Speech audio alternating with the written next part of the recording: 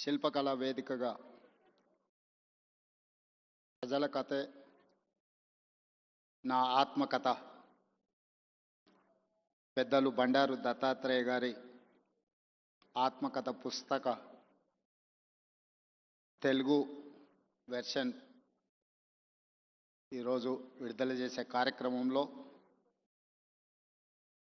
నాతో పాటు మాజీ రాష్ట్రపతి ఆంధ్రప్రదేశ్ ముఖ్యమంత్రి గారు, అదేవిధంగా ఆంధ్రప్రదేశ్ గవర్నర్ అబ్దుల్ నజీర్ గారు, ఒడిశా గవర్నర్ హరిబాబు గారు, అదేవిధంగా త్రిపుర గవర్నర్ ఇంద్రసేనారెడ్డి గారు, మన రాష్ట్ర గవర్నర్ పెద్దలు జిష్ణుదేవ్ వర్మ గారు, అదేవిధంగా కేంద్ర మంత్రి మిత్రులు జి కిషన్ రెడ్డి గారు, అదేవిధంగా భూపతిరాజు శ్రీనివాస్ వర్మ గారు, శాసన మండలి చైర్మన్ గుత్తా సుఖేందర్ రెడ్డి గారు, శాసనసభ చైర్మన్ గడ్డం ప్రసాద్ గారు, మిత్రులు ఆంధ్రప్రదేశ్ మంత్రివర్యులు సత్యకుమార్ గారు, తెలంగాణ రాష్ట్ర ఉప ముఖ్యమంత్రి వర్యులు మిత్రులు బట్టి విక్రమార్క గారు, మిత్రులు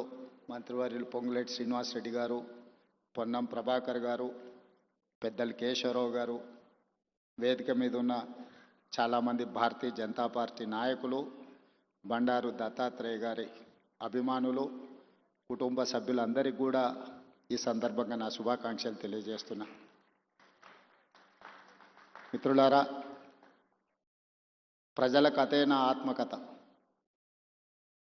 దత్తాత్రేయ గారు ప్రజలతో ఉన్న అనుబంధాన్ని అత్యంత సామాన్యమైన ప్రజలతో, అది గౌలిగూడ గల్లీ కావచ్చు, లేకపోతే రామ్నగర్ బస్తీ కావచ్చు, వారు మహారాజ్గంజ్ మొట్టమొదటిసారి శాసనసభ్యులుగా పోటీ చేసినప్పటి నుంచి మొదలు పెడితే వారు సికింద్రాబాద్ పార్లమెంట్ సభ్యులుగా, కేంద్ర రైల్వే శాఖ మంత్రిగా, అర్బన్ డెవలప్మెంట్ మినిస్టర్గా, హిమాచల్ ప్రదేశ్ గవర్నర్గా, ఈనాడు హర్యానా అత్యంత కీలకమైన రాష్ట్రానికి గవర్నర్గా, వారు గౌలిగూడ గల్లీ నుంచి హర్యానా గవర్నర్గా సుదీర్ఘమైన ప్రయాణంలో ఎన్నో హోదాలను, రాజకీయంగా ఎన్నో ఒడిదుడుకులను చూశారు.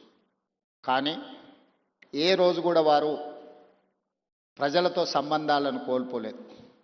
వారు కేంద్ర మంత్రిగా ఉన్నప్పుడు కూడా ఢిల్లీకు పార్లమెంట్ సందర్భంలో వెళ్ళినా 2-3 రోజుల కంటే ఎక్కువ అక్కడ ఉండేవాడు కాదు. శుక్రవారం వస్తే మళ్ళీ హైదరాబాద్కే వచ్చి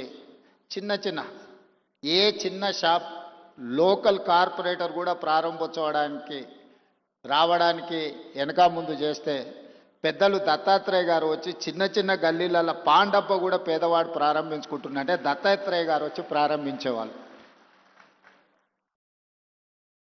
ఇదే నాకు వారితో ఉన్న 40 సంవత్సరాల అనుబంధంలో 40 సంవత్సరాల నుంచి దత్తాత్రేయ గారిని చాలా దగ్గరగా నేను వారిని చూస్తున్నా.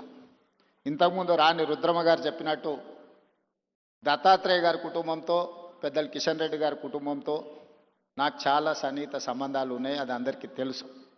నేను మొన్న నీతి ఆయోగ్లో పాల్గొన్నప్పుడు ప్రధానమంత్రి గారితో మధ్యాహ్నం భోజన వేదిక మీద కూర్చున్నప్పుడు వారు చంద్రబాబు నాయుడు గారిని చూపించి ఆప్కే సాథీ ఇద్దరే అని అంటే నేను చెప్పా, నేను స్కూల్ మీ దగ్గర చదువుకున్నా, కాలేజ్ ఆయన దగ్గర చదువుకున్నా, ఇప్పుడు ఉద్యోగం రాహుల్ గాంధీ గారి దగ్గర చేస్తున్నా. సో నాకు మీ దాంట్లో కూడా అందరితో పరిచయం ఉందని, ముఖ్యంగా ఈ వేదిక మీద ఉన్న ఇంతకుముందు శ్రీనివాస్ వర్మ గారు చెప్పిన భారతీయ జనతా పార్టీ రాష్ట్ర అధ్యక్షుల గురించి, ఆ రాష్ట్ర అధ్యక్షులు అందరితో నాకు సన్నిహిత సంబంధాలు ఉండేవి. ఇప్పుడు సరే రాజకీయంగా భిన్న ప్రయాణం, కానీ వ్యక్తిగత సంబంధాలలో ఎప్పుడూ లోపం కానీ, ఎప్పుడూ ఆ సంబంధాల విషయంలో దాచిపెట్టాలన్న ఆలోచన కానీ చేయలేదు. ఎందుకు అంటే వారందరితో నాకున్న ప్రత్యేకమైన అనుబంధం. ఈరోజు తెలంగాణ రాష్ట్ర ముఖ్యమంత్రిగా మా మంత్రివర్గ విస్తరణ కార్యక్రమం ఉన్న మంత్రివర్గ విస్తరణ కార్యక్రమం చూసుకొని మంత్రివర్గ ప్రమాణ స్వీకారం చేసిన మా మంత్రులను కూడా మళ్ళీ రేపు కలుద్దాము. నాకు గవర్నర్ గారికి ఇద్దరికీ దత్తాత్రేయ గారి పుస్తకావిష్కరణ కార్యక్రమం ఉన్నది, అక్కడికి వెళ్ళాల్సిందే అని చెప్పి సరాసరి గవర్నర్ భవన్ నుంచి గవర్నర్ దత్తాత్రేయ గారి పుస్తకావిష్కరణకు రావడం జరిగింది. ఈరోజు రాజకీయాలలో ఒక్కసారి కార్పొరేటరు కౌన్సిలర్ అయితేనే వాళ్ళ జీవన శైలి విధానంలో చాలా మార్పు, ప్రజల సంబంధాలలో ఒక భిన్నత్వాన్ని ప్రదర్శించే పరిస్థితులు ఉన్నాయి. కానీ దత్తాత్రేయ గారిని చూసి నేర్చుకోవాలి.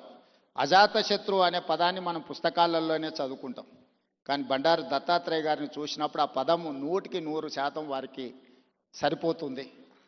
జాతీయ రాజకీయాలలో అటల్ బిహారీ వాజ్పేయి గారికి ఉన్న గౌరవం రాష్ట్ర స్థాయి రాజకీయాలలో బండారు దత్తాత్రేయ గారికి ఉంది అని చెప్పి మనం ఈరోజు గుర్తు చేసుకోవచ్చు.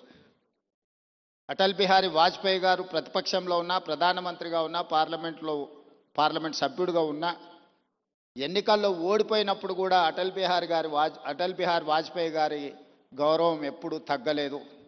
పదవులతో వారి గౌరవం పెరగడం, పదవి లేకపోతే వారి గౌరవం తగ్గడం ఏమాత్రం లేదు అని అటల్ బిహారీ వాజ్పేయి గారిని మనం ఏ విధంగా అయితే అనుకుంటామో అదే విధమైన పోలిక పెద్దలు బండారు దత్తాత్రేయ గారికి ఉన్నది.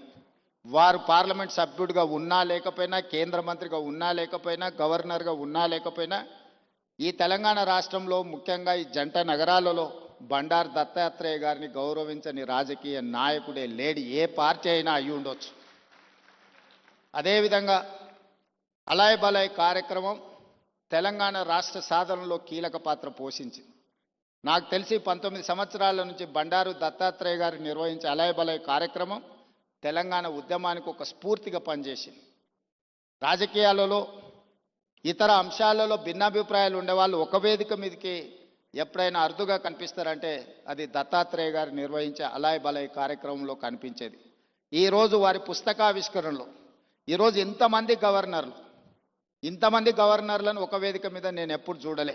ఈరోజు గవర్నర్స్ పరేడ్ లాగా ఉన్నది ఈ వేదిక. అంటే వ్యక్తిగతంగా వారితోనున్న అనుబంధంతోనే వీళ్ళందరూ ఇక్కడికి రావడం జరిగింది. తెలంగాణ రాష్ట్ర ప్రభుత్వంలో కాంగ్రెస్లో ఉన్న మంత్రివర్గం మొత్తం ఇక్కడనే ఉంది. మంత్రివర్గ సమావేశం నేను ఇక్కడనే పెట్టుకోవచ్చు అన్నట్టుగా ఉంది. ఎందుకంటే ఎవరు కూడా దత్తాత్రేయ గారిని భారతీయ జనతా పార్టీ నాయకుడనో లేకపోతే భారతీయ జనతా పార్టీ కార్యక్రమానికి పోతున్న భావన లేదు. ఒక మర్యాద కలిగిన రాజకీయ నాయకుడి కార్యక్రమానికి వెళ్తున్నామని చెప్పి ఈరోజు అందరి వేదిక మీద కనిపించడం జరిగింది. ఏది ఏమైనా వారి ఆత్మకథను, వారి జీవన శైలిని, విధానాన్ని నూతనంగా రాజకీయాలలోకి రావాలనుకున్న వాళ్ళు పరిశీలించవలసిన అవసరం ఉన్నది, నేర్చుకోవాల్సింది చాలా ఉన్నది. మేమందరం, నేనైతే మొదటి నుంచి వారిని దగ్గరగా గమనిస్తున్నా. హైదరాబాదులో పి జనార్దన్ రెడ్డి గారు, బండారు దత్తాత్రేయ గారు పేదల గుండెల్లో చిరస్థాయిగా ఉంటారు. ఎవరికి ఏ కష్టం వచ్చినా, ఎవరికి ఏ బాధ ఉన్నా అది తీరుతుందో తీరదో తెలియదు, కానీ కష్టం వచ్చినప్పుడు వాళ్ళకు గుర్తొచ్చే నాయకులు ఇద్దరి జంట నగరాలలో, ఒకరి పి జనార్దన్ రెడ్డి అయితే, రెండు బండారు దత్తాత్రేయ గారు. మేము వెళ్ళి చెప్పుకోవచ్చు, మేము కలవచ్చు, మేము ఎప్పుడు వెళ్ళినా నాయకుడు కలుస్తాడు, మా సమస్య వింటాడు, అధికారులకు ఫోన్ చేస్తాడు. ఇంకొక విషయం కూడా తెలియాలి, ఈ కాలంలో ఒక్క లెటర్ మీద సంతకం పెట్టి ఇవ్వాలి అంటే నాయకులు భయపడే పరిస్థితులు. కానీ ఆనాడు దత్తాత్రేయ గారు వందలాది లెటర్లు తిరుపతి దర్శనానికి సంతకాలు పెట్టి మా అందరికి ఇచ్చేటోడు. ఎప్పుడు మా దగ్గర పుస్తకాలలాగా ఉండేటి. దత్తాత్రేయ గారు ఎంపీగా సంతకం పెట్టి రైల్వే రిజర్వేషన్ కూడా, ఇప్పుడంటే విమానాలు వచ్చినాయి, కార్లు వచ్చినాయి, ఒకప్పుడు రైల్వే రిజర్వేషన్ అనేది కూడా చాలా ముఖ్యం. దత్తాత్రేయ గారు పుస్తకాల కొద్దీ ఆయన లెటరేట్స్ మీద సంతకాలు పెట్టి రైల్వే కూపన్లకు కూడా వారు సంతకాలు పెట్టించేటోళ్ళు. అదేవిధంగా ఒకప్పుడు టెలిఫోన్ కనెక్షన్కి కూడా చాలా విలువ ఉండేది, గ్యాస్ సిలిండర్కి చాలా ప్రాధాన్యత ఉండేది. ఇవన్నీ కూడా వచ్చినెంబడే కార్యకర్తలకు రాసి ఇచ్చేసి అన్నీ పంచిపెట్టేసి బాధ్యత తీరినట్టుగా వ్యవహరించేవాడు బండారు దత్తాత్రేయ గారు. ఇప్పుడు వాటికి ప్రాధాన్యత లేకపోయి ఉండొచ్చు, కానీ ఆ రోజుల్లో వాటికి చాలా ప్రాధాన్యత ఉండేది.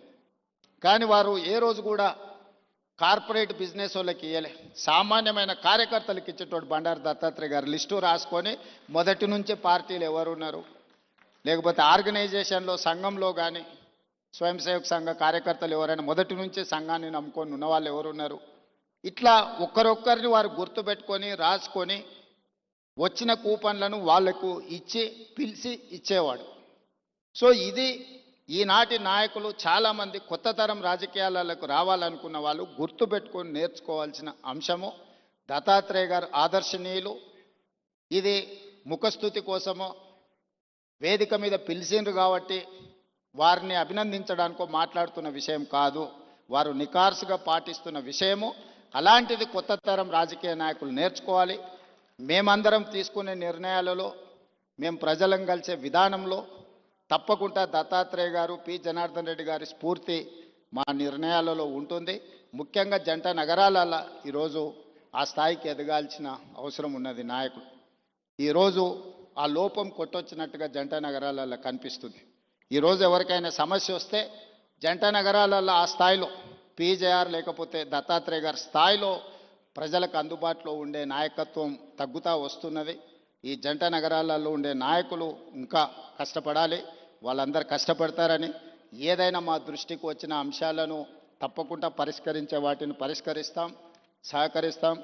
అదేవిధంగా పెద్దలు కిషన్ రెడ్డి గారితో నాకున్న ప్రత్యేకమైన అనుబంధం ఈ వేదిక మీద నేను ఎక్కువ చెప్పాల్సిన అవసరం లేదు. వేదిక మీద ఉన్న వాళ్ళకి, ఇక్కడ ఉన్న వాళ్ళందరికీ తెలుసు.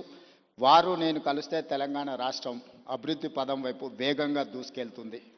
రాజకీయాలకు అతీతంగా కిషన్ రెడ్డి గారిని గౌరవించుకుంటూనే, అప్పుడప్పుడు ప్రశ్నించుకుంటూనే తెలంగాణ రాష్ట్రాన్ని అభివృద్ధి పదం వైపు నడిపించడానికి నేను ఎప్పుడు ముందుంటానని తెలియజేస్తూ, మీ అందరికీ మరొకసారి శుభాకాంక్షలు తెలియజేస్తూ సెలవు తీసుకుంటున్నాను. ధన్యవాదాలు మిత్రులారా.